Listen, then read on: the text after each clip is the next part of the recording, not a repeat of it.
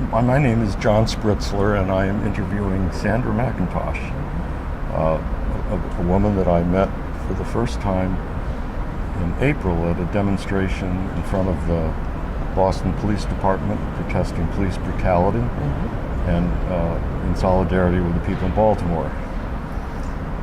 And I interviewed you among a lot of other people at that event on one of our PDR Boston YouTube person on the street type interviews. Yes, it was. And there was something you said that is one of the main reasons I wanted to do a longer interview with you. Okay. And what you said, in response to something I said, was that Americans are decent people. Do you remember that? Yes, I remember that. And the reason I think that's so significant that you said that is because that's the basis of how I think we need to think in order to make a better world, a world that in PDR Boston we call it egalitarianism. Right. The idea that most people, most Americans, are decent.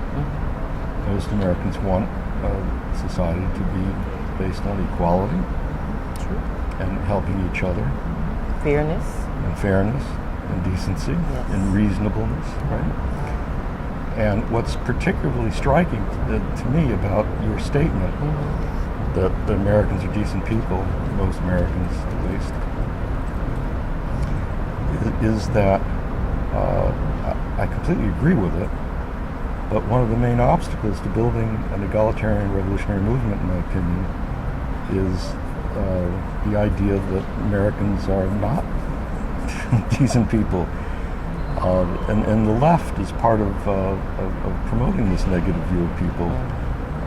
It's the idea that most Americans are selfish, they're racist, they're homophobic, they're greedy, they're sheeple, they're complicit in the crimes that the government carries out. They're bad. Yeah. And the problem is ordinary people. And the idea of letting ordinary people be the ones really running the country and calling the shots is a bad idea because they're racist, they're homophobic, they're selfish. You know what I mean? Yeah. And well, see, the media has got to continue to perpetuate that, so that those few who are in power can continue to be in power. But I think if you take a step back and you think about, I have to see it through my lens as a black person, right? Living in a society like this. And if it weren't for white people who were Quakers, who felt that the institution of slavery was wrong, who joined with abolitionists, other white people, I think that I would still be picking cotton. Do you understand?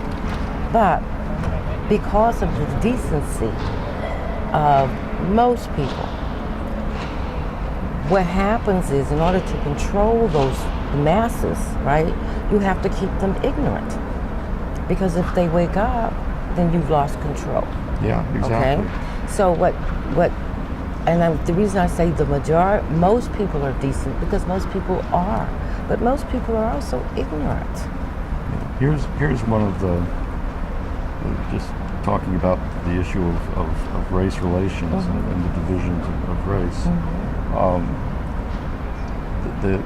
Going back to when the British were controlling the Virginia colony before the United States was independent. Free country, yeah. They deliberately, there was the Bacon's Rebellion. Are you familiar with this history? Keep talking and it might come. Yeah, there was in the I think it was the late 1600s. There was this rebellion called Bacon's Rebellion, where the laboring class, which consisted of Europeans from England, from Ireland, from other European countries, and Africans, who were the laboring class, and this was before the institution of slavery was instituted. Right. And these laboring people, indentured servants of various legal types and so forth, Sure.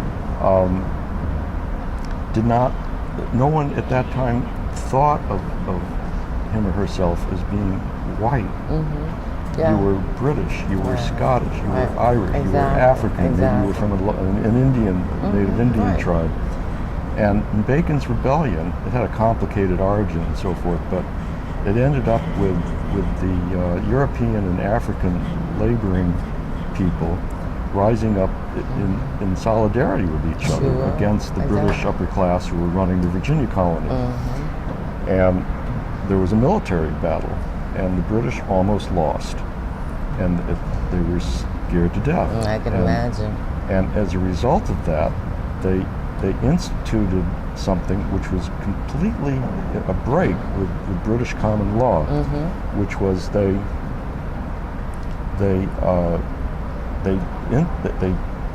Virginia House of Burgesses, which was the local Virginia upper class, wanted to have a law that officially, explicitly denied Africans important civil rights to vote and things like that, simply because they were African, Exactly. and without any regard to whether they were wealthy or poor, because some of them were wealthy. Sure. And they had to get permission for every law, had to go back to England, to the mother country, to be approved. And the Attorney General in England saw this law and said, this is outrageous. Because the idea was, yes, you discriminate against people according to property. Right, If they don't have property, they're poor treated differently. like dirt. Exactly. That was considered fine. Yeah, but But he said to discriminate against people because Based their on skin is right. black, Yeah, sure. is wrong. He was Right. outraged, and this is way before Thomas Jefferson was born. Yeah. So the idea that people didn't know better back then, course they they knew knew better. exactly Yeah. how wrong this was. Exactly. But when And- you put a monetary price on a person's head, Yeah, and the Virginia House of Burgesses persuaded the Attorney General, who had to give his approval back in England, that it was necessary to do this to control the laboring class, to break up Sure. the solidarity, Right, to exactly. create the resentment, from treating one group of people much worse right, than the other. than another. Because they know that would build up resentment. And that is the origin of the idea of white, of Yeah. being the white. Whiteness. Being Yes. white meant you were in the group that was not treated as bad as Exactly. the non-whites, As the non-whites, the blacks, or exactly. the Africans, whatever Yeah. they were called at the time. Exactly. And that's been the social Construct ever social since. control, divide and rule Yeah, that has ever been since. so Yeah. perpetuated. for all Exactly. these They've done a months. very good job of it, So it looks like we're going to be competing with the work that's going on here in the library. Yeah, I'm hoping these microphones. Will hold up. Yeah, well, John, I don't. People don't like to talk to me about race, okay? Because I'll break it down for you, okay? I say to my white friends all the time, who was here first? Your people, my people. It's as simple as that. And if I was here first, that means you came from me. That means every person that walked the face of earth came from two people, and they both look like me. I learned my history, okay? Now, I was asked to teach a history class once. Teacher wanted me to come into a class full of African American students and start our history off at slavery. And I said to her, you gotta be kidding. Our history is too rich to start at slavery. That's practically where we stopped. But before that, we were here first. How can you tell me to start at slavery? Yeah. And so whites don't want to deal with that question because you came from me. You are spawned of me. All right? Now, if you want to cast me off, but if you want to think that you're less than me and you came from me, that doesn't work. All for me. this racial inferiority nonsense was For a reason. it's the big lie Yeah. that the upper class Tells, deliberately likes to spreads tell. Exactly. to create to Yeah, destroy the exactly. solidarity that they were so afraid of when it broke out. The worst thing that can happen for the 1% now is if black people, brown people, and poor white people united. That would be the end of that 1%. Let me respond to that by explaining why I was so happy to hear you say Americans are decent people because it's closely related. The government, I believe, the ruling class in the United States was again very frightened by the solidarity between ordinary white working class people and black working class people in the civil rights movement in the 60s with Martin Luther King and so forth. Poor people's movement. And I say Martin Luther King, but even Malcolm X. I was at Dartmouth College, and just shortly he spoke at Dartmouth College to a large audience, the whole auditorium, the biggest auditorium. I can imagine. And I was there as a student. I was one of them. And there was like maybe a dozen black students at Dartmouth College at this time. It was an all-white audience, and it wasn't from the most poor sections of the whites either. Dartmouth isn't a poor town. And Malcolm X spoke. This was just a few months before he was killed. And he had just come back from his epiphany in Medina, I think, in the Middle East, where he talked to Muslims and learned their view on race, which is that we're all equal and not. So he gave this incredibly inspiring, wonderful speech where his point was that racism was wrong, it was evil, it was bad, and he called on everybody who was decent, no matter what the color of their skin, to stand up and oppose it. And he got a standing ovation. Malcolm X got a standing ovation. At Dartmouth College. I'm not surprised. In a virtually all-white audience. He was an excellent, excellent speaker. He was magnificent and drawing a certain thing out of you. No matter if you heard him. But white people didn't want to hear him. Well, these audience, when they were listening to him, they get sewn in. It was a standing ovation. They get sewn in on it. And I think this scared the hell out of the ruling class. And Martin Luther King was getting, toward the end of his life, he was viewing it as a class issue. Exactly, which is what it is. And enlisting the support of poor whites, working class whites as the Poor People's Campaign, it was called. So this, I think, what happened is, of course, it's suspicious Martin Luther King's death as well. I think it's been established in the civil court that it was government agents. Doing it, not just one lone person. They killed Martin Luther King, and then under the Nixon administration, they went to the civil rights leaders, and I don't know what happened behind the scenes, the twisting arms and so forth, but basically they got the civil rights leaders to change the goal of the civil rights movement from when it was Martin Luther King, it was to abolish racial discrimination, to treat everybody according to the character of the person, not the color of their skin, and so forth. And this was uniting people. This is what the trade union people who were supporting the civil rights movement were nodding their heads in agreement with. And Nixon got the civil rights leaders to accept a change in the goal of the civil rights movement to affirmative action, to having different requirements to get into a school or a job according to your race. And decades of that enabled the ruling class to create a tremendous amount of resentment on the part of whites. Who thought that they were losing something. Well, they kept getting told by a foreman or a school admissions policy, we're sorry, we'd like to give you the job, but we had to give it to a less qualified black person. A less qualified black person. Yes. I have to tell you this quick story. My car broke down, and I had to call AAA. And this young white boy, I put him in his 30s, came out and towed the car, and I had to ride up in front with him. And it seemed that he was itching to start a conversation with me about affirmative action. And he said to me, I wanted to be a Boston policeman, but I couldn't get in because of affirmative action. I scored better than all these other black people, and then I didn't get the job. And I looked at him, I said, number one, how you know you scored better than all them black people? Who told you that? Isn't that against the rule? So you either making that up, or that's something that somebody has instilled in your mind. I said, now what do you do now? Well, I'm going to be a policeman down in Taunton. Well, don't you think you need to kiss your lucky behind that you got a job as a policeman? I said, but you people make that stuff up all the time. So as I'm driving down the highway, I'm thinking, I'm riding in this car. It's just me and him. He could pull me over and beat the crap out of me. So shut your mouth. But he made me so mad because I've been itching for somebody white to say something to me about affirmative action. I say white people have been having affirmative action their whole life. Their whole life they've had affirmative action. Women have had affirmative action.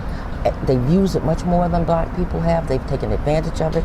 So don't start no questions and no conversations about black people and affirmative action. Do you agree that his resentment was the object of the ruling class in the Nixon administration? That's the reason. They did what they did in order to angry. create that resentment. Exactly. With, he had no clue what he was talking about. Unfortunately, as your incident illustrates, right, a fair amount of success. Exactly. Yeah. Exactly. And very successful. Now, the labor movement had a tremendous insight, which was captured in the phrase, "An injury to one is an injury to all," and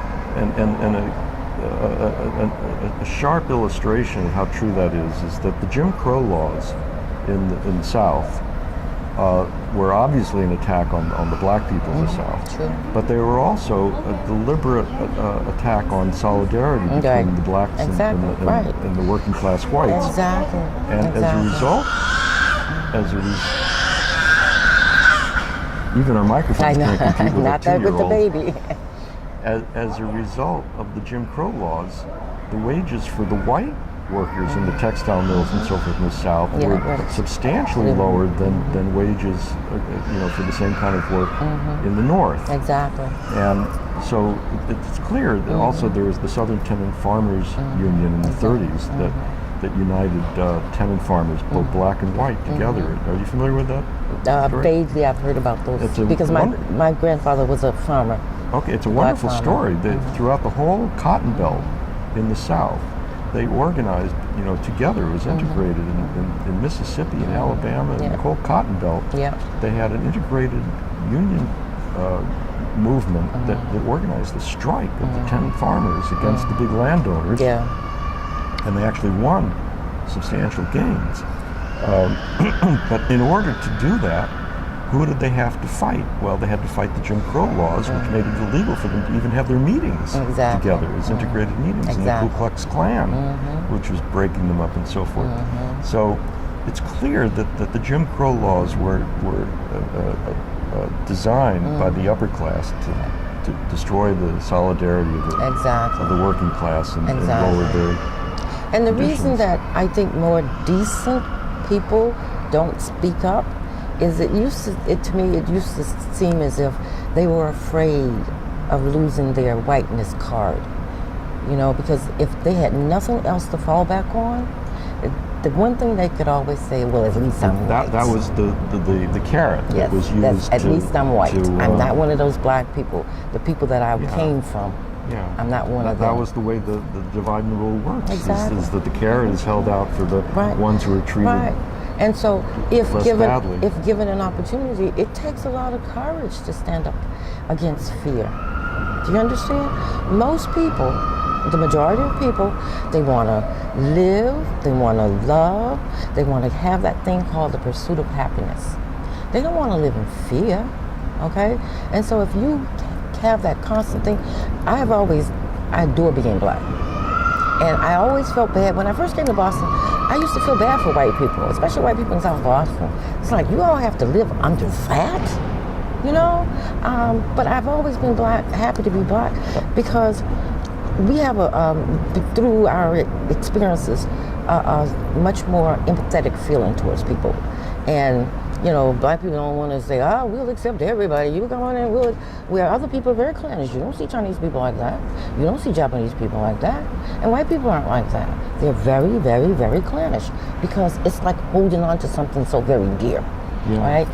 We know, as an African person, I know that race is an artificial construct. Okay, you can call yourself anything you want. Okay, it's not true. But if that's all you need to hold on to make you happy, who am I to come and take that away from you? Unless and until you do what Europeans do. Slavery was around since the beginning of time, but it was the Europeans that made it a condition of color. color. And it wasn't. It isn't always based on color. The Irish were essentially slaves when they were living in Ireland. Indentured servants too, but they called it something different. See, they don't want to confuse the two. I don't know if you know the background of the guy who helped build Washington D.C., Benjamin Banneker's. No, I don't. Benjamin Banneker's grandparents. She was an indentured servant, and the only reason she survived not getting killed in her native England was because she could read. And the law during that time was if a white person who was poor could read, instead of putting them in jail for a crime, they shipped them to the colonies as indentured servants. And she got 7 years here. After her 7 years, they gave her a little bit of money and a little bit of land. They gave her the worst land around.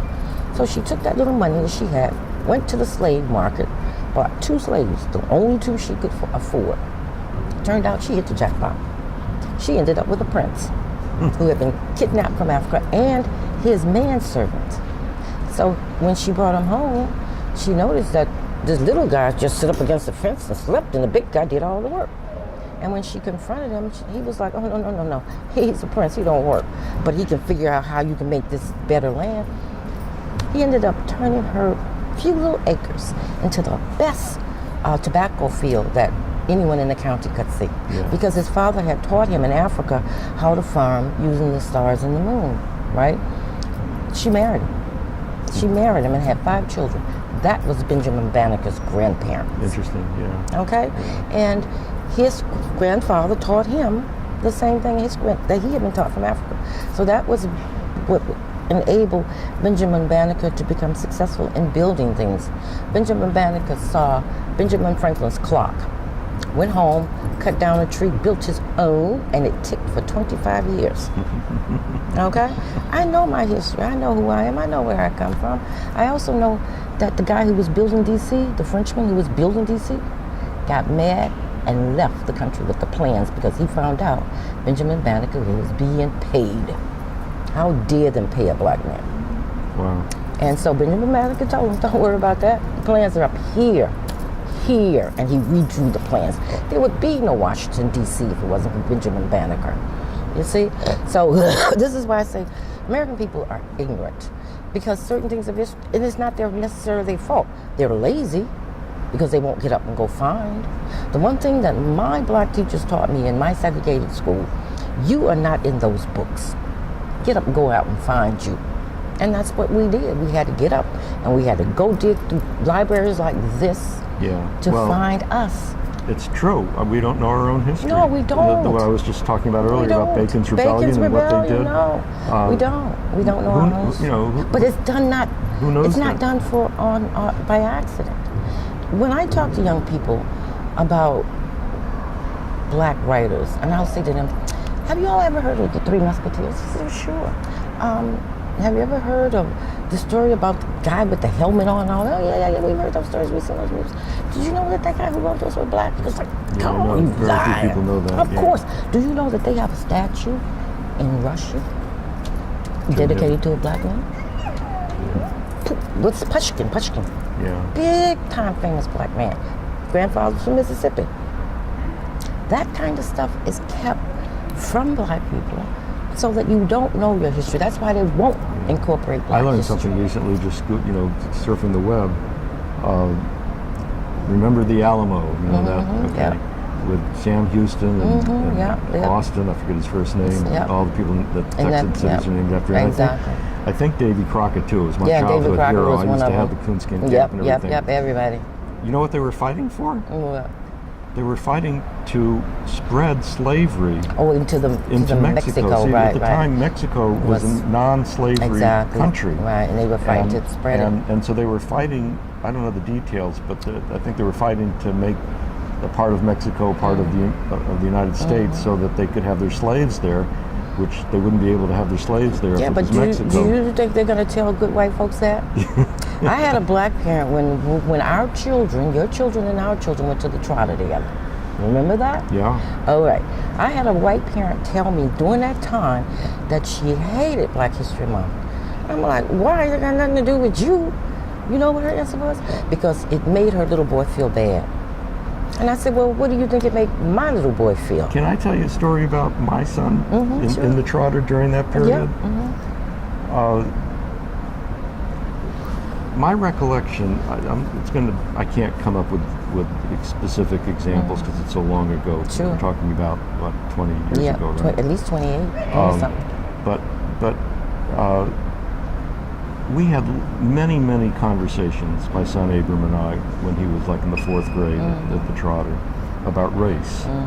Because the tone of the school, the bulletin boards, the general tone was that if you were black, you were the descendant of slaves, and if you were white, you were the descendant of slave owners. Right.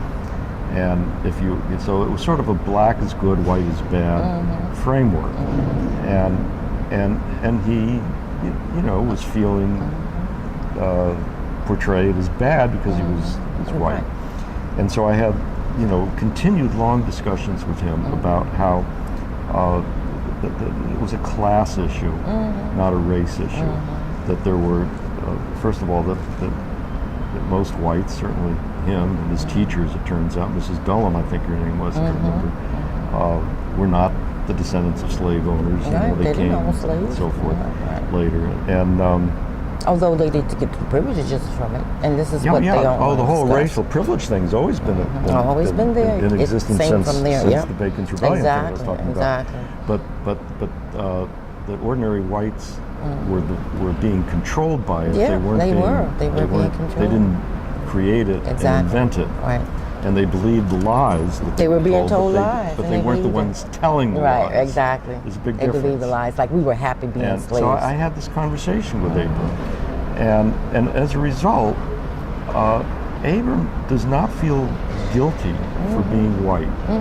He shouldn't. He is part of this revolutionary egalitarian movement because it's not based on guilt. It's based on knowing who the real enemy is and wanting to make a better world by removing them from power. Right. But a lot of other people, well, he has friends, who didn't have this conversation. Of course. And they grew up feeling guilty for being white. And this connects to the left and the ruling class. It's all connected dots. Here's what happened. During the Civil Rights Movement, Martin Luther King and Malcolm X and those people identified the evil as racial discrimination, unjust racial discrimination. Right. And the very word racial discrimination tends to point the finger at whoever's doing the discriminating, which in most cases is the employer or the government or the authorities. These institutions, in power, right? I don't know when it started exactly, about 10 years ago, maybe longer, the Ford Foundation and the Rockefeller Foundation, and I've written an article on this, that's why I know about it because I investigated it. Sure. They began funding something called the White Privilege Conference, which has meetings on college campuses. And they began, and the other related big money organizations have been promoting, like the Haymarket Fund, which funds a lot of progressive organizations. Yes, sure does. But they're getting their money from these big foundations, Rockefeller, Ford, Heinz, and so forth. And they're deliberately trying, with some success, unfortunately, to replace the phrase racial discrimination with the phrase white privilege. So you hear, especially in the left, white privilege more and more now. And the phrase white privilege points the finger at the ordinary white working class person, the guy who who picked you up in your car. That's not his fault. No, it's not his fault. But the phrase white privilege it's designed, and the theory that comes with it is that if you're white, you benefit from racial discrimination because privilege is a benefit. Definition of the word. Okay, so it's the opposite of the theory that an injury to one is an injury to all. Yeah, it is. It's the absolute opposite. Yeah. And I'll give you an example of how serious this is. The story has a good ending, but there was a fellow, a friend of one of my sons, not Adrian, who organized a conference at BU 4 or 5 years ago. against Israel's oppression of Palestinians, against Zionism. Right. Good. Okay. Had a whole lot of people. Big conference, and in the course of that conference, which I attended, I got into a conversation with him, and my point was that Israel's Zionism was a way not only of oppressing the Palestinians, but of controlling the working class Jews by making them fear their own people, boogeyman enemy Same thing here. and so forth. So I said to him, do you think that Zionism benefits ordinary working class Jews in Israel? He said, yes, of course it does. So then I said, okay, I disagree, but let me shift it to a less emotional context. I said, do you think that the Jim Crow laws benefited poor whites in the American South? And he says, sure, absolutely, yes. And we argued and argued and argued, and he stuck to his guns. And then I sent him some information, the email and so on. Then I met him about a year or two later at a similar event that he was hosting at Northeastern. Ian Pape, who's a very good guy, who's written books about one book called The Ethnic Cleansing of Palestinians, an excellent book. And he's Israeli, he's Jewish Israeli, although he now lives in England. And he was the speaker. He was introduced by my friend. And so in the question and answer period, I asked Ian Pape, I said, not knowing for sure how he was going to answer, but being pretty sure he was going to agree with me, I said, do you think Zionism benefits or harms ordinary working class Jews in Israel? And he said it harms them, unquestionably. So then I wanted to make sure that my friend heard that, right? Because my friend gave this glowing introduction to Ian Pape, right, his hero, right? And I found my friend, and I started to say, did you hear blah blah blah? And you know what he said to me? My friend, he said, I heard, I know, you're right. I knew, I agree with you. You were right, I was wrong. But the point is, during that conference, I turned around.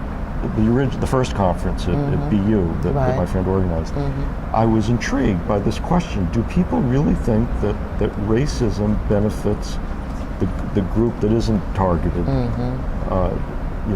Does it benefit the poor whites in the South? Yeah, I don't think it benefited the poor whites. No. I turned around and I asked the people who were sitting behind me. These are 20-something-year-olds, right? Okay, yeah.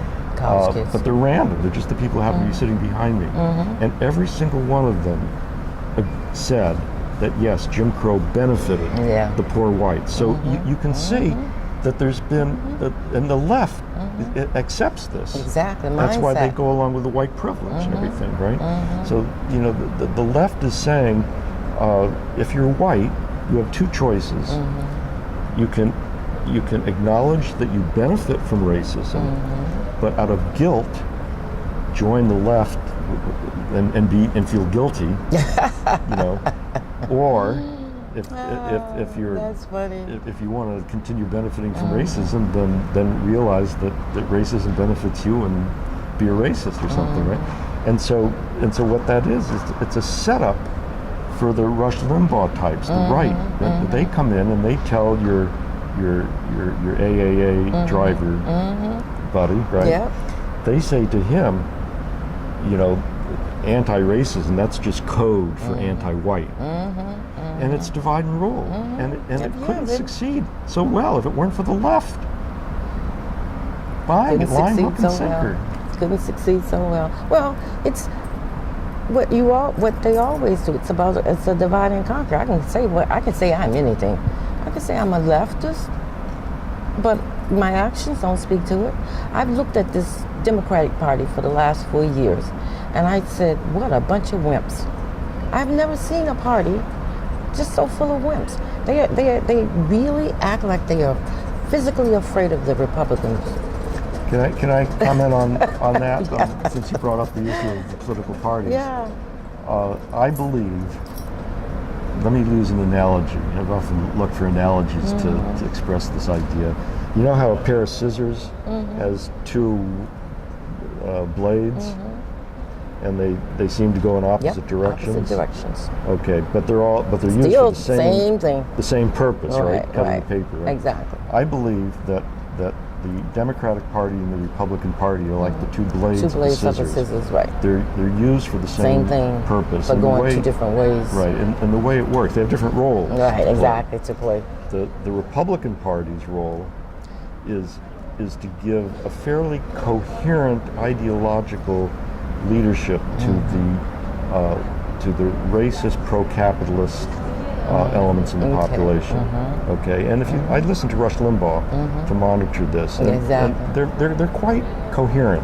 Their theory, they have a theory. Yeah, And sure. and it's a bad theory, but that's a theory. they apply it consistently, Yeah, it's persuasive just because of its coherence, if nothing Right. else. Okay.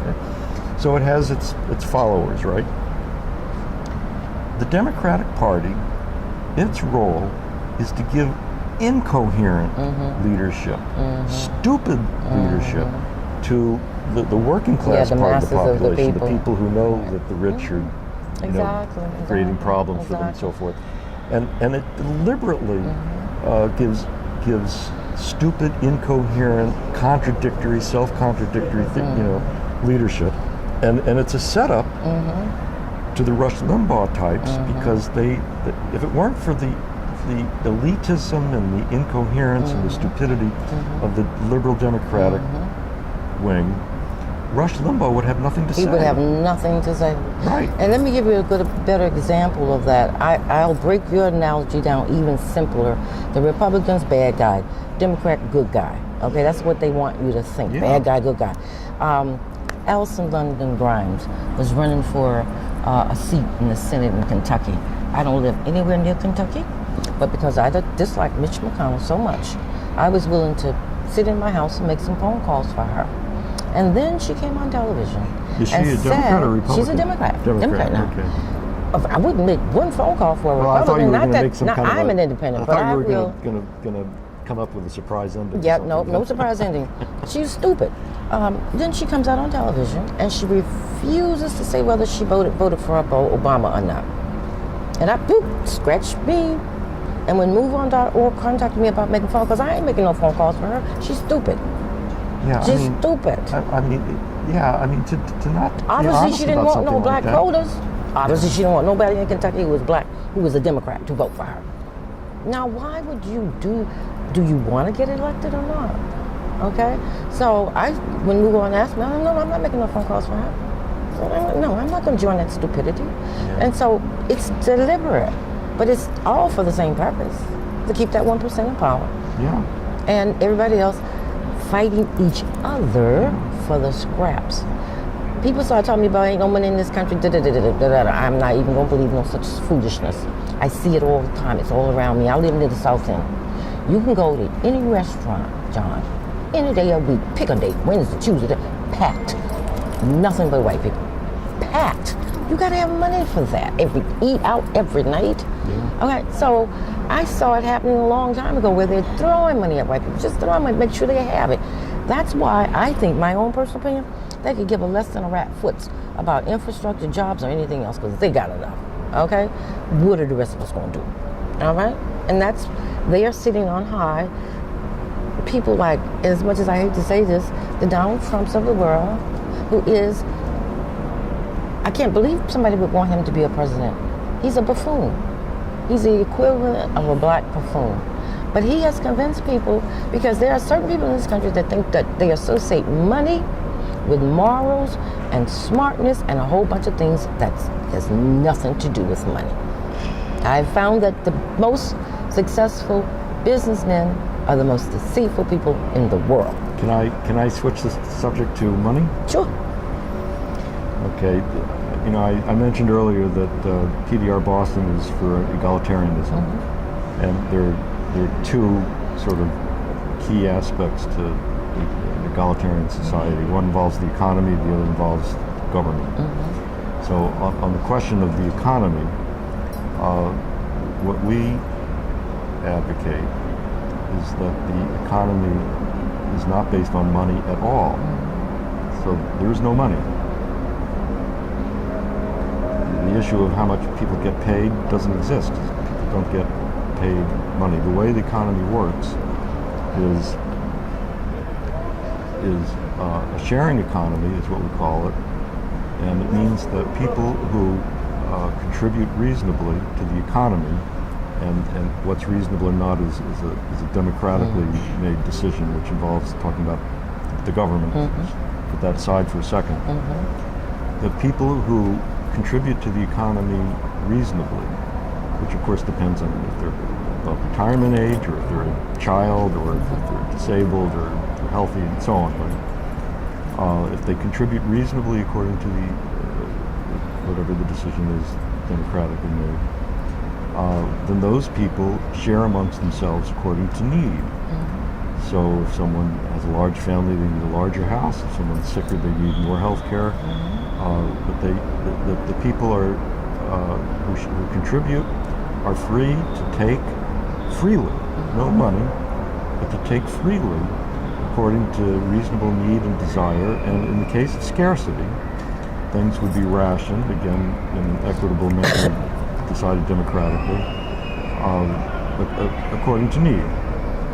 So I wonder what you think about that.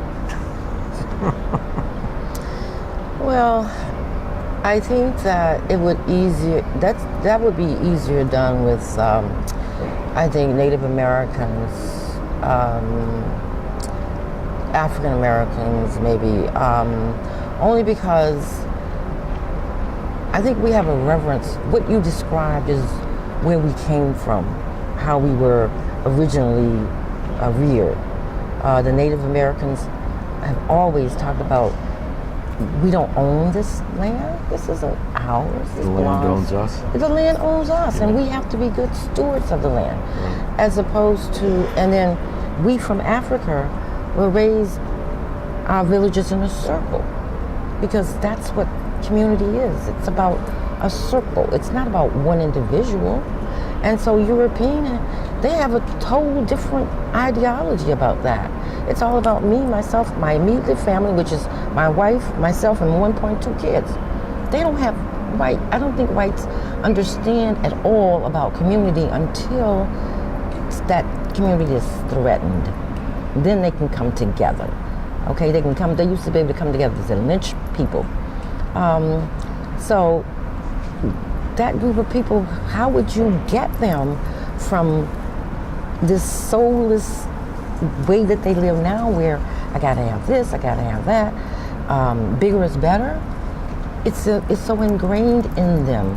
What are you going to do with these people? Well, okay, you're asking the most important questions, which is how could we make it happen? Yeah. And let me say why I think it's possible. Okay. Let's see. First of all, in terms of white Europeans, in Spain, in this Spanish. It's called the Spanish Civil War in the textbooks. It was really the Spanish Revolution, 1936 to 9, which was led by anarchists. In approximately half of Spain, in the years 1936 to 9, there was a complete social revolution, which was largely people did what I described with the economy. In some villages more, in some villages a little bit less, but in every case, money was in some cases entirely eliminated, and the principle is from each according to ability to each according to need. And if it wasn't entirely eliminated, it was made, money was made much less important. For example, in some places they had what was called a family wage, which meant that what the person was paid wasn't based on the job that they did. It was based on how large their family was. So that, it completely changes the idea of our money society now, which is... But I have a question, though.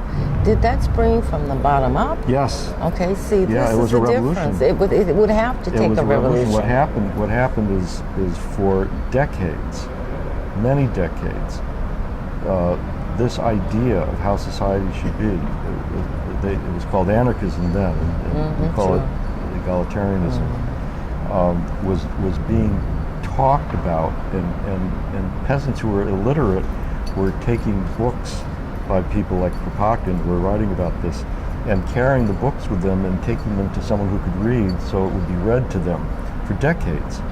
There was the discussion, there were little newspapers, there were places where people gathered to talk about it. And then there was this huge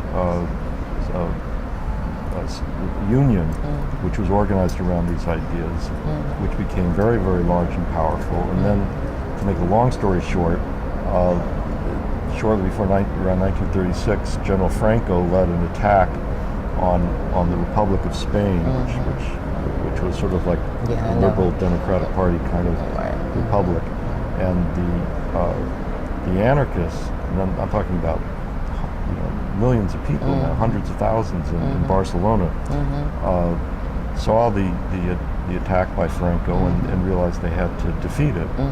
And in Barcelona, they asked the government for weapons to defeat the fascist soldiers who were going to launch the attack. And the weapons were denied to them, and so they grabbed weapons from sporting goods stores and got some from police who gave up their weapons and so forth. And they defeated the Franco soldiers, and then that led to a social revolution. And they ended up being defeated, but for 3 years there was something which is like what I was talking about. So these were light-skinned Europeans, working class and peasants who were doing this. So that's one thing to keep in mind in terms of the possibility of a movement for this goal. The other is this. In PDR Boston, we have a statement called "This I Believe," and "This I Believe," it's a one-page statement, and it includes a paragraph that says the economy should be the way I describe it, no money. And we've been collecting signatures by going to public places in front of supermarkets, the sidewalk in front of CVS, Brighton. It's been mainly my son Abram and I, and a handful of other people have collected some, but mainly it's Abram and me. And we've collected 1,800 plus signatures. And the thing is, most people, like 80%, who stop to read the statement, sign it. It's not like we're pulling teeth. People are eager.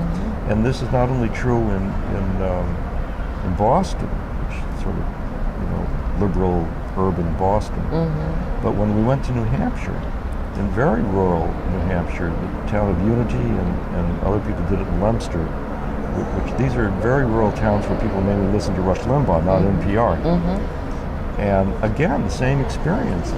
Like 80% of the people who read this statement said, "Where do I sign?" So that's the reason why we in PDR Boston think that this kind of egalitarian revolution is quite possible. But do you know what the main obstacle is?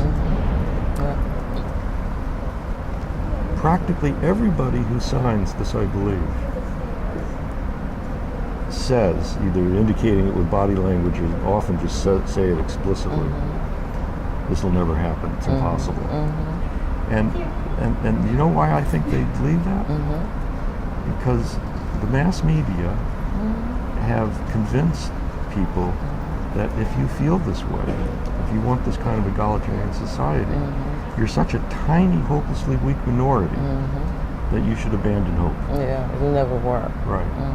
And so our strategy for building this egalitarian revolutionary movement, our strategy at this phase in history is to do whatever we can do to help the public see the truth about the public, that a majority of them, a large majority of them, want what our button says, to remove the rich from power, a real not fake democracy with no rich and no poor, and what the statement "This I Believe" says.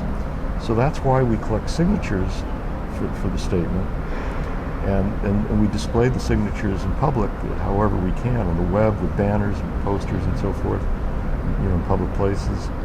And that's why I'm interviewing you, because you're basically saying, yes, this would be good if we could have this, and what we want is to have so many people like the people on the street interviews, which maybe, have you seen any of them yet? Yes, I watched the ones that you sent. Yes, I have watched those. So practically everybody on the sidewalk, random people, feel the same way as you and I do about this. But the public doesn't know that, because you never see these people being interviewed by Amy Goodman on New Democracy. I mean, Democracy Now. You never see them on NPR, right? They're invisible. Yeah.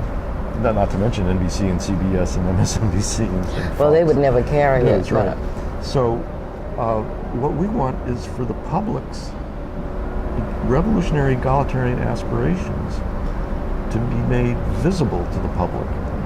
And I think that the effect that will have is it will make hundreds of millions of Americans who realize they're a majority in feeling this way have the confidence to build a very determined movement to make the sacrifices and put the time and energy that come from feeling that it's possible that you're part of a large majority. Yeah. Right now, those same people are basically saying that, it's such a tiny minority, it's pointless to even think about it. Just stick to your personal life and try to make the best. Right. Keep your head down and just keep living. Well, when I first read some of your material, I was conflicted a little, because one of the persons that a lot of us in the African American community have always hailed as a shero was a very, very, very wealthy woman, and she didn't have to do what she did. Her name was Eleanor Roosevelt. Okay, and now why I'm not any big fan of his. I'm a big fan of hers, because I think she's the one who drug him kicking and screaming to the few things he did do.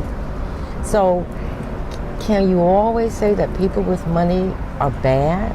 We don't say that. Okay, so, but the thing is, if you take money out of the equation... We say that there shouldn't be money in the equation. And that people's influence in society should come from, the quality of what they say, the persuasiveness that they say it, and not because they happen to have more money in their bank account than someone else.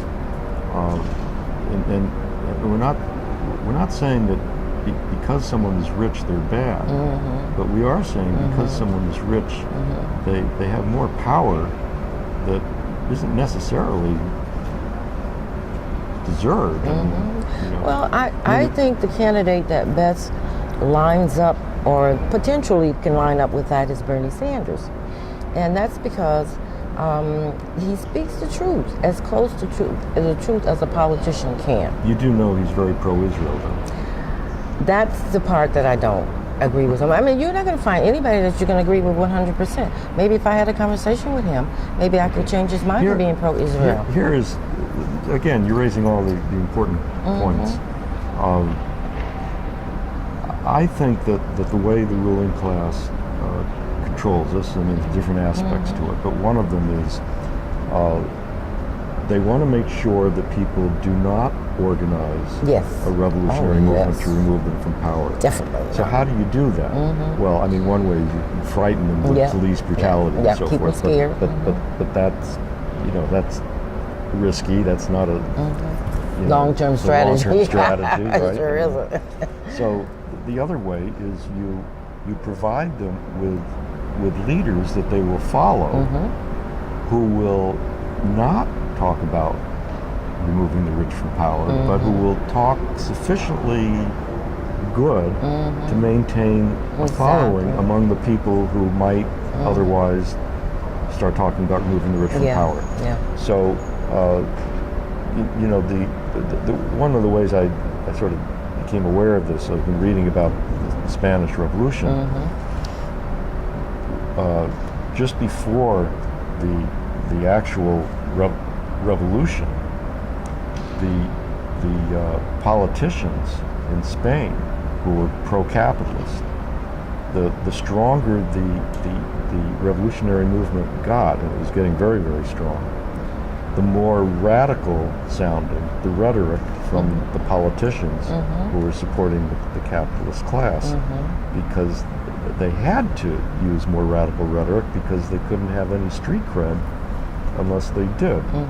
So I think we're going to experience people who are opposed to revolution sounding more and more and more radical, just in order to keep us placated, thinking positively about them. They have to.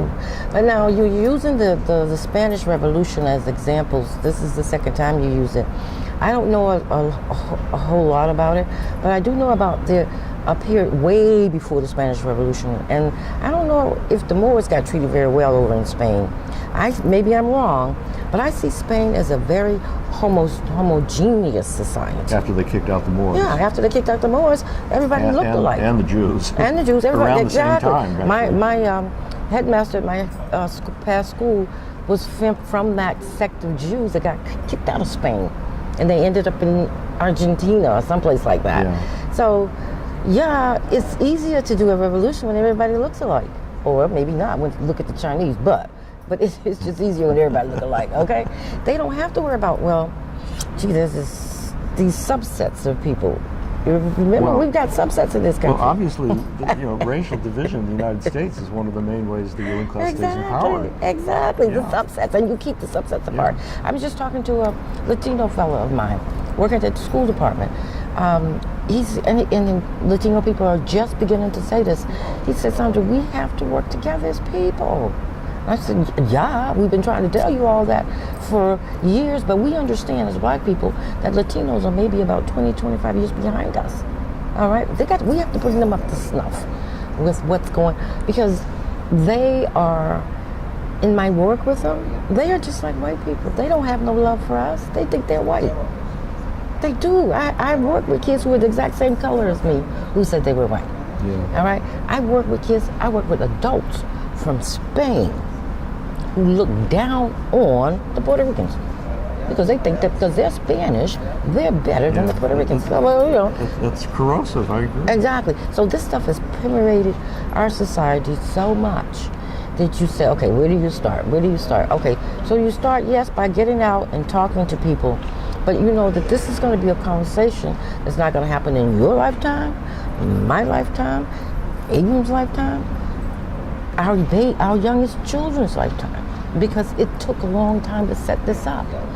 But if the media, if somehow we could break through this media, because that's the most powerful weapon we have now to get to masses of people, right? And although you say you may not see stuff like this on Amy Goodwin's show, I will trust her news over any of those other cable shows. They never show anything bad in Israel. Never. Yeah. At least they do. Here's my take on Democracy Now! Democracy Now! Is aimed at the people who are very savvy about the crimes that the American government commits. Mm-hmm. Yes. Democracy Now! Needs to talk about, truthfully, about the crimes that Israel commits and so forth. Yes, they do. I've seen the shows. Although, a little footnote on that, I'm not sure. I last time I monitored this, Amy Goodman criticized Israel for the occupation, but never criticized it for refusing to let the refugees return. Palestinian refugees return to inside Israel, but put that aside. I mean, there was a major sort of firewall that they didn't take the right side on. But nonetheless, they do cover the nasty things that the rich do. They do. They're the only one. Well, but they maintain the hopelessness among the people who would like to remove the rich from power by never saying, never even broaching the idea of removing the rich from power. Never mind for showing their listeners and their audience that most people want to do that. Why not? If they really wanted to remove the rich from power, who they say do all these terrible things, they would do that. Right. But they don't. They're a government-funded agency. They get money from the National Endowment for the Arts, which is a government agency. Right.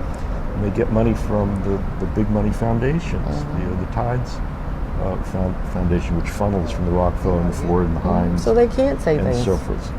Right. But the thing is that when these entities, truthfully report bad things that the rich are doing, they do it because they have to do it to maintain the influence over that they have over people who call that they themselves use liberals. to prevent them from making a revolution. It's a funny kind of situation. Sure, but I can see how the two could work in concert with one another. That's how you keep people down. Now let me ask you a question. I said that we have the strategy that we want the public to know the truth about the public, meaning that they have revolutionary egalitarian aspirations, that they'd love to remove the rich from power, even if they think it's impossible, that they'd love to have an egalitarian, moneyless society where people share according to need instead of some rich and some poor. Right. Would you like to help carry out that strategy? Well, I don't know. That's something I would have to think about. It would depend on what that would entail. Okay. But I'd have to think about that. Can we talk about what it might entail? And again, these are just off the top of my head. Sure. For one thing, you're already doing it right now. I mean, in having this interview and saying how you feel about these topics, you're letting whoever watches this video see that well, at least Sandra McIntosh feels this way, right? One of the things that a person who wants to carry out the strategy could do is to help, show this, I believe, to people and collect signatures for it. I can give you a sheet and you can read it. Another thing is to help us find other people who would like to be interviewed the way you were, who either individuals, as just speaking as an individual, or maybe if there are organizations where the people would like to talk about why the organization is trying to do what it's trying to do, and how that relates to the larger egalitarian values of equality and mutual aid, then that would help. A lot of organizations, they're trying to win some reform, and if you say, well, why are you trying to win this reform? And if you sort of pull on that string, it turns out they want to make the world more equal and democratic and fair, and that's what the egalitarian revolution is all about, right? One of the things that we've done with the person on the street interviews, and some of them, is I made it a point, after asking people what they think about the PDR button, it says, let's remove the rich from power, have real not fake democracy with no rich and no poor. In some of the person on the street interviews, my second question is, if an organization you supported publicly, explicitly said that they were for what the button is for, to remove the rich from power and so forth, would you be more supportive or less supportive of that organization? And people said more supportive. So I think the reality is that ordinary people, the public, would be more supportive of an organization if that organization was, openly and sincerely saying, we're for egalitarian revolution. But most organizations, virtually all organizations that are fighting for improvements of some sort, to raise the minimum wage or to get more, better housing or what have you, are afraid to say that they would like an egalitarian revolution, even though if you talk to the individual members privately, they'll all say yes, they're for it, right? Sure. But they're afraid to say it publicly. Exactly. Because they think, and this is because of people like Amy Goodman, they think that if they said it publicly, they would lose support for their organization. And so they don't. Sure. And so, if we could persuade people in organizations to say publicly, the fundamental values and aspirations that lead them to fight for whatever they're fighting for, it would not only gain them wider public support for their efforts, but it would help to build the revolutionary movement by letting people gain more confidence they're not alone in wanting it. And so if you wanted to help implement the strategy, you think about, well, who do I know that might want to be interviewed like I was? Do I know any people in organizations that want to talk about their organization's aims and values and so forth? And what, there's other things I haven't even thought of. I don't, because I'm not that clever, but those are the kind of things. That's what's.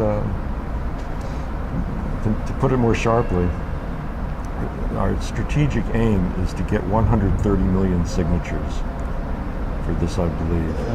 And Abram and I cannot do it alone. I see. That's very true. I don't know. Have you ever thought about contacting someone like Amy Goodman to get on her show?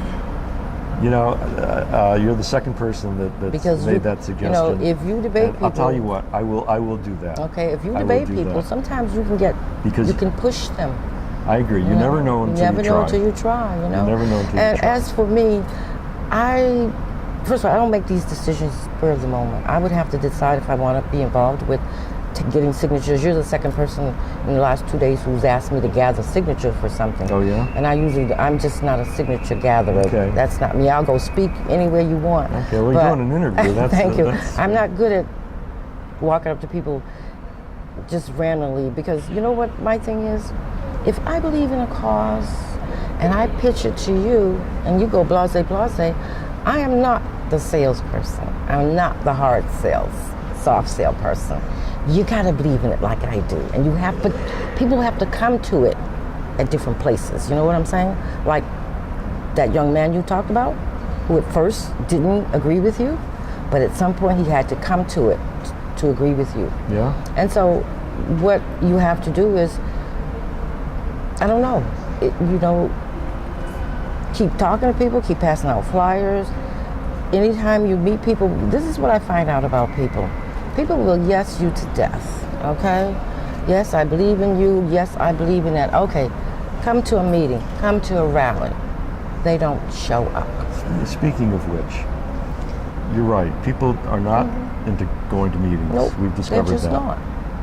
And so we have adopted the philosophy that if the mountain will not come to Muhammad, you go to Muhammad. Muhammad will go to the mountain. So what we intend to do, Abram and I, Abram's been the sort of the creative force here in this. Yeah, the young minds, Yes, and the energy. And the energy, yes, to do it. But this is what we are about to do. We are going to go to public places where we've collected signatures in the past, and other places, in front of grocery stores and such places, with a 30-inch television, DVD player, a car battery, an inverter to convert from the car battery DC to the AC to supply the DVD player and the television, and the DVDs of our interviews with people, personal and street interviews and so forth. And we are going to be in a public place where people are walking by, and they'll see on the television their fellow Bostonians saying what they think about let's remove the rich from power, have real not fake democracy with no rich and no poor. And they may want to do one. And so forth. That will have the signature, they can sign this, I believe. Yeah. And we're going to, David and I, we're going to talk to people about our strategy, just like I have with you. Exactly. And see if they want to help and so forth. But because since it's only we'll two people. We'll be on the sidewalk. Exactly. Since it's only two people, you have to ask, I think you have to ask people very specific questions about what they're willing to do. So maybe they won't be willing to come to a meeting, but they may be willing to make a phone call. They may be willing to do an email for you, but you got to use the mass media as much as possible. And we have buttons people can wear. And we have buttons people can wear. And use it to spread the word. And I just found something called Fuzz Room. Called what? Fuzz Room. Fuzz room? Fuzz Room, where you can have a meeting of a group of people and they all not be in the same room. Oh, online, you mean? Yeah, online, but it's, Yeah. It's on a screen. It's on a Yeah. big television. Because more and more people can't get out or can't do. We've been doing more and more video conferencing, phone calls, that kind of way, than we ever have, because people's schedules are so crazy. To try to get people out at one time is hard, So I think people's hearts are in the right places, but people have been lulled into a false sense of something, okay? And they are afraid to lose that sense of something. So your button says, let's remove the rich from power. That sounds very scary. It sounds more scary than let's take money out of the equation. What makes it sound scary to you? Because people see the rich as powerful. They got the guns. They got the nuclear whips. Are they going to come after us if we want to move them from power? You talking about how many people are willing to die for a cause? Very many. Can I respond to this issue? 'Cause, again, you're touching on all the important issues, right? I've had conversations on River Street in Hyde Park about how we can remove the rich from power. It's sort of amazing when you think about it. Just with random people in the street talking about removing the rich from power. It's sort of interesting that people engage in that discussion, but they do. People want to know. People think they think. How do you expect to do that? They say, exactly, right? because they think rich people have too much money. And this is what I said. The idea is this: we succeed in letting the public know the truth about the public. That's a big deal. That's not going to happen tomorrow morning. Exactly.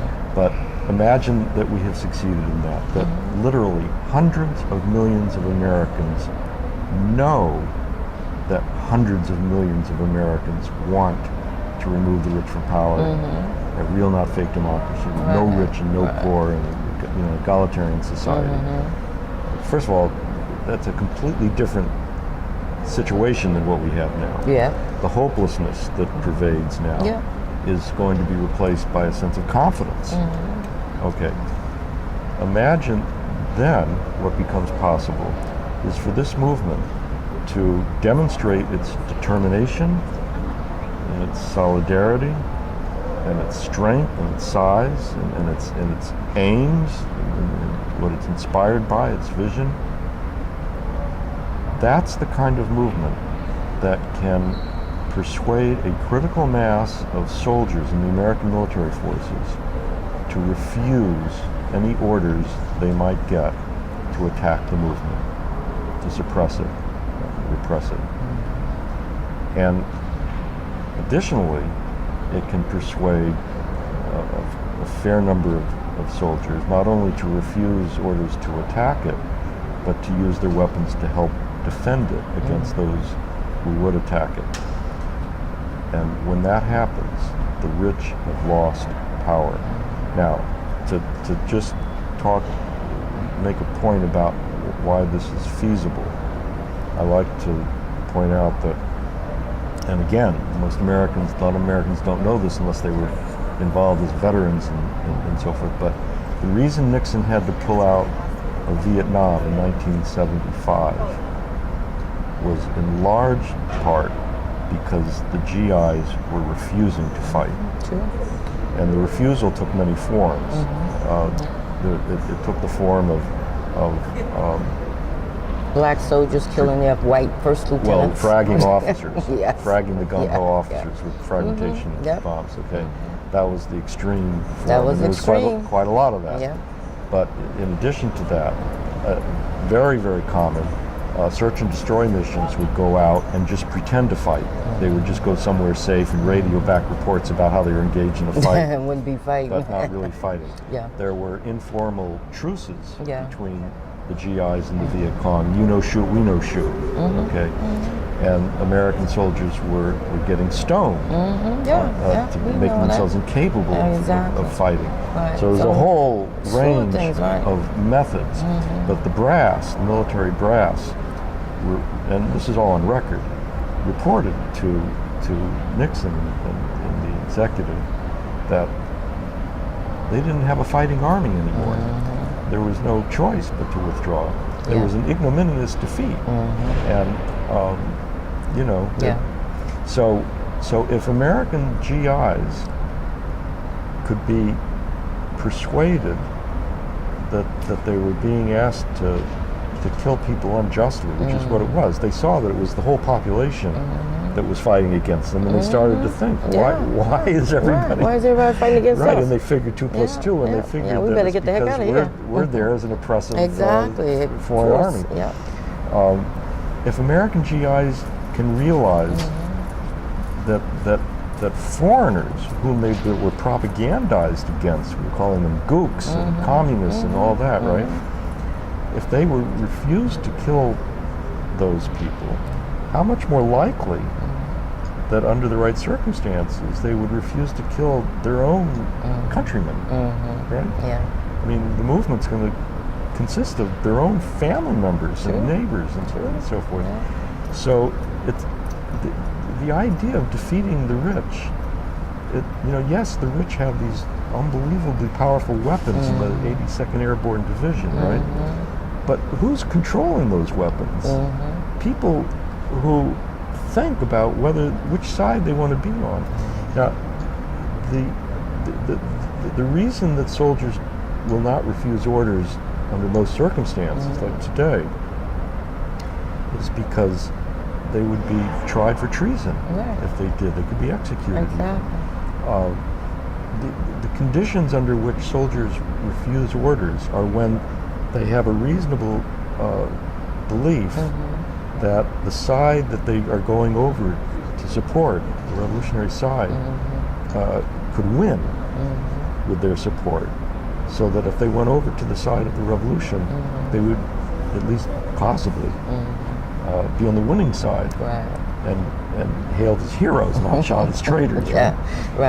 So we have to create the conditions in which that could possible, happen. The Shah of Iran had to flee in 1979, I think it was, because he had the most powerful army in the Middle East. But the people's but it wasn't obeying his orders, and he knew it. Well, I'm going to have to wrap it up soon. Okay. But I wonder. I was wondering about people's intentions, right? When as you're going out talking to people, I know what I was going to say. I was going to say, and this may not be true, but I bet I can convince many more of my people to agree with you than you could of your people. Many more of my people, because we don't have anybody. It's not a competition, though. I know it's not a competition, but we don't have anybody. Okay, so but the few who do, the few black people who do have money probably would not agree with that. My son Abrams pointed this out to me, and I think there's some truth in it. You tell me what you think. We spent a lot of time collecting signatures and talking to people in Grove Hall, and almost all black, at the supermarket there. The Stop and Shop, I think it is, or the Star, I was confused. It's Stop and Shop. Stop and Shop. And, a lot of people signed and they were friendly and all that, but I think that they felt that, hey, so you get a lot of black people to sign. What difference does that make? The problem is, not with us. It's white people. It's the whites, and they're the majority, so we're not going to overthrow the rich by ourselves. So, so what's the point, right? Okay, so what is this a subversive list that's going to get someplace with my name on it? So we decided, that's a reasonable concern.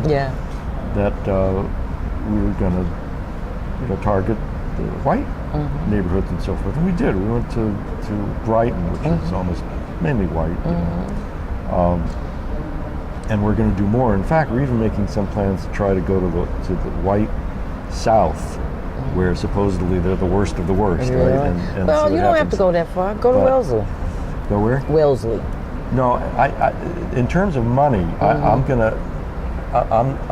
to I mean, there might be some good people in Wellesley. I'm not saying that they're not. But I bet you they don't agree with but that. Wellesley and Beverly Hills. I don't. My strategy for change does not assume that we're going to get Wellesley and Beverly Hills behind us, okay? But maybe that's where you need to start. But well, Quincy working classes, communities, and Medford and Yes. Malden, okay? Yes. A couple of years ago, we went to Medford and got a lot of signatures and so forth. So, and New Hampshire, which is all white. Yep. In But those working rural class, towns. mostly people. Working class, yeah. Because the working class in the large sense of the word, people who have to work for a living, right, is the great majority. Yeah. So they do the work to make it possible for the people to be rich. So we want people to know that it's the vast majority, and in particular, we want the people in Grove Hall, the blacks in Grove Hall, to know that it isn't just the blacks in the United States, it's the working class, which is, including the white working class. So we have to prove that. That's true. And how do we prove it? Well, we interview people, we collect signatures, that's our strategy. Yeah. Well, I guess I would say that if black people saw a large mass of white people rising up to tackle this, that would be something, if these people are willing to risk their lives. Do you know who one of the biggest white heroes in my community is? That way, let me guess. Oh, John Brown. John Brown. Yeah. John Brown. White people down south hate him. Yeah. He's a traitor, but he's the biggest hero. The man gave the ultimate. He gave his life for what he believed in. And so he had to punch a slave behind him. I don't know how to do this, but I would like to see this happen. And I'd like to help make it happen if I can figure out how. I would like to see white working class people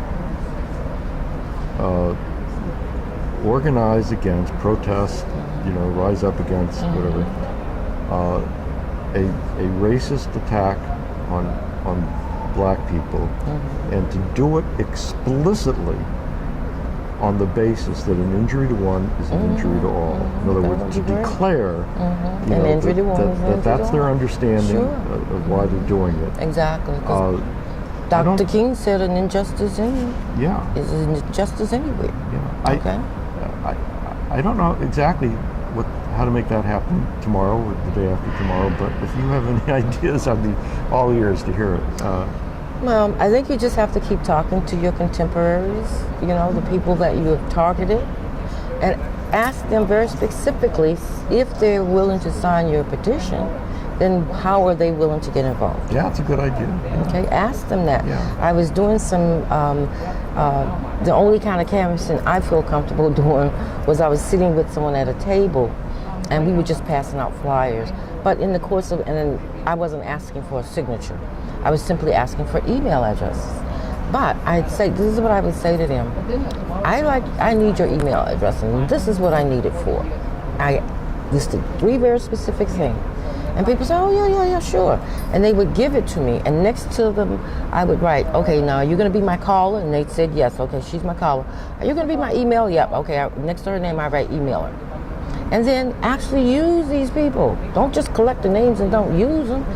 You got plenty of signatures. I know that's going to be hard to set up a database of all those people, but that's what has to happen. The database has got to set up.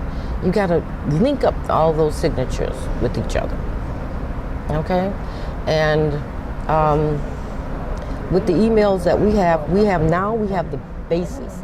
We were only able to get like 25 email addresses.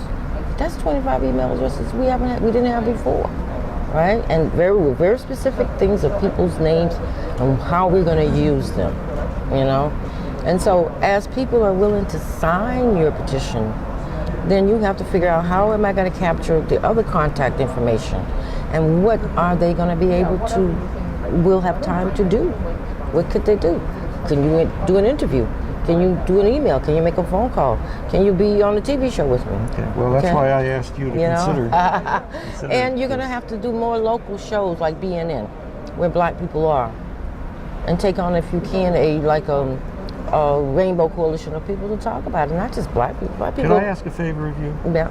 You're coming up with some like concrete ideas. Would you mind emailing me these ideas with the the exact names? I'll be and very so happy forth? to. On BNN, which is the community station, there's a thing called the Spotlight, where they want people to contribute stories. This is the kind of thing. Could you put that kind of stuff in an email? Yeah, and if I you can have a send it to telephone you. number or person to contact, I'll or send anyone it to you. know I'll send to- you all the Barbara Barrow Murray.